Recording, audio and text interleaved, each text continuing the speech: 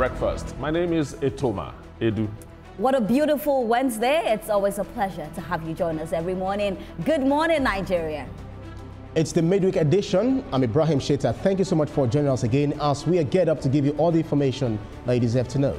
Absolutely. Good morning, everyone, and welcome. This is TVC Breakfast on Wednesday. My name is Nelson Etta. Good morning. The table is It's Wednesday set. already?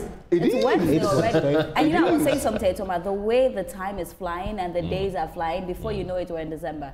And before you know it, we're in 2026. Funny enough, I think it runs faster the third quarter of the year, before you... And that's why I say chase your dreams like never before, because time waits for no one. But yes, welcome to our show. Once again, good morning, Nigeria. It's definitely going to be a fantastic one. We have a lot to serve you from our newspaper review. We'll bring you all the topics on the newspaper. And then we have quite a very, very intriguing interview later in the show. And then we go to Abuja, where we'll be discussing PDP in Abuja. We'll go for the FCT brief. And then we'll come back where Olamide will tell us everything that is trending from all around the world. So please, like I always say, grab your cup of coffee and let's have a fantastic show. But let's start with the story where tens of thousands of international students in the UK are being directly contacted by the government with a clear warning to leave when their visa expires or face deportation. Now, the Home Office has launched a campaign in response to the rise in students' visa holders attempting to remain by claiming asylum, a move officials say is often not based on genuine need. Now, according to the Home Secretary, Yvette Copper, around 15% of asylum applications last year came from people who originally entered the UK on students' visa. Now, roughly 10,000 students have already received warnings, with 130 more expected to be contacted during the autumn intake period. Now, the government is also cutting the post-study work period from 2 years to 18 months and tightening university visa compliance rules. This is the one that after you finish reading, you say, gang, gang. It don't happen. It don't happen. But, you know, Toma, I saw this story, and oftentimes I'm going to be very realistic on this table. Most times, a lot of people go to study, and after study, we do not see them again. They vanish. And at the end of the day, you are going with a student visa. A student visa doesn't give you a lifetime visa. A student visa says, once you finish what you're doing, you come back home. But in this case, I want to speak about the reason why they do not come back home. You know, we see Nigerian students, they go abroad to study. Why don't you want to come back? Are they afraid that there are no jobs? Are they afraid that they won't pay them great salaries? What is the reason? Now look at what UK is doing. It's tightening the restrictions. Etoma, what do you make of this? And how do you think it would affect people that genuinely want to go to UK to study? Yeah, you mentioned two of the reasons why they don't want to come. Right. No jobs. What was the next thing you mentioned? They won't be paid well. They won't be paid well. Take a medical doctor practicing in Nigeria and a medical doctor practicing in the UK. They are doing the same thing, you know. But the one in the UK has better equipment he's working with, and his monthly salary is much, much better. His retirement benefits is far more better. You know, it's a better planned society. However, I believe that if you want to stay there, you can actually apply for a change of visa. Yes, the process may take some time and so on, but that's what's in your mind. That's what you want to do. So apply for it. Apply for it and get it and stay there legitimately. That way, you would be able to use the certificate you got from the school you attended, but still hanging around with a student visa. Come on, man.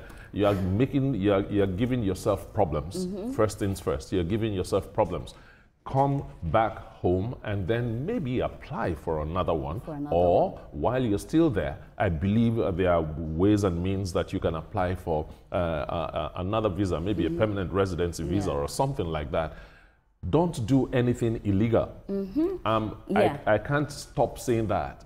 If you know it's the law in the UK, please adhere to it.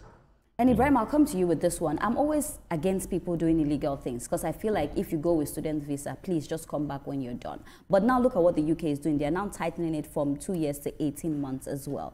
You know, we speak about some of the reasons why these people don't want to come back home. But do you think it's high time that our education, we take it seriously? You know, we make it more impactful, we make it more solid, that these people do not even want to go out to study abroad? I can tell you for a fact that most people who even travel abroad on student visa didn't even attend schools. When they get there, they apply for asylum. And the UK is saying that most of these people coming to the country, they are only filing for asylum, claiming that there are crises in their country. You know, Pakistan, India, Nigeria, which is the third, saying that there are crises, and then it is not even enough for them to, you know, apply for asylum.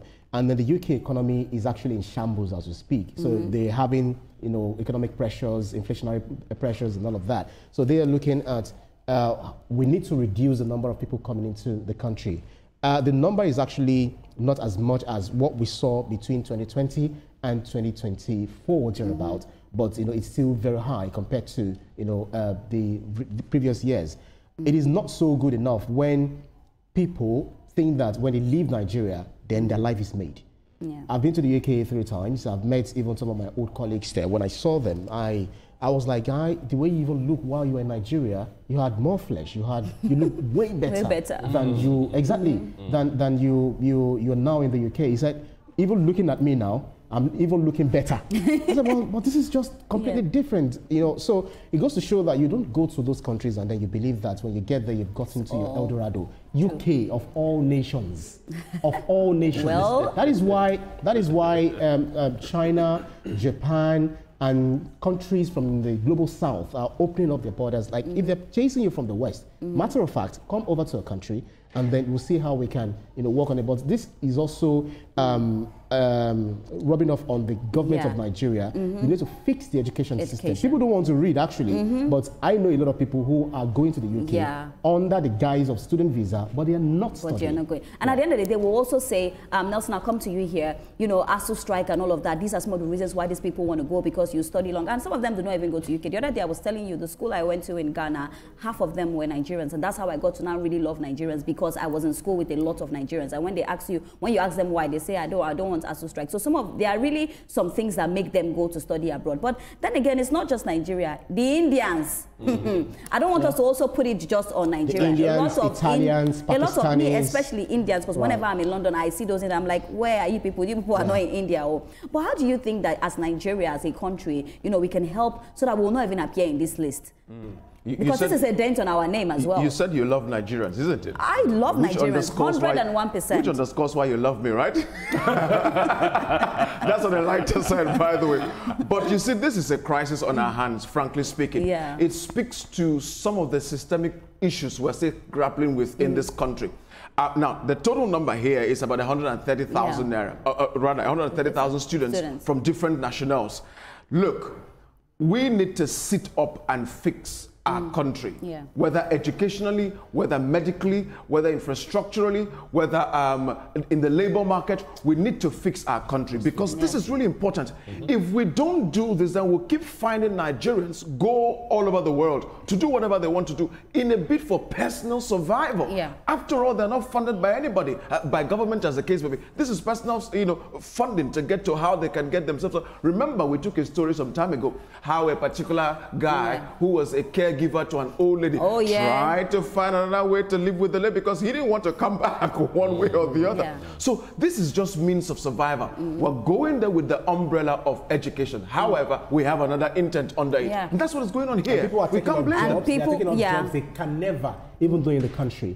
So much so that they believe that they say naira to dollar is very high. So that's why. So, but you can't spend the exact money the way you're spending there. You can't spend it, you know, if you can spend here in Nigeria, you can't spend it like that. We can achieve a lot more. That's the money you can't spend that much. You put yourself through serious problems, serious troubles to come and enjoy back. While that is the case, there's a lot to talk about on this. If they leave us on this, we'll go on and on with it. At the newspaper review. We'll meet at the newspaper review. But what I'll just say is that it's high time to fix our own. If our education is good and everything is strong, people would not want to go out. And if you go out, please don't go out under pretense. Make sure that after you're done schooling, you come back home.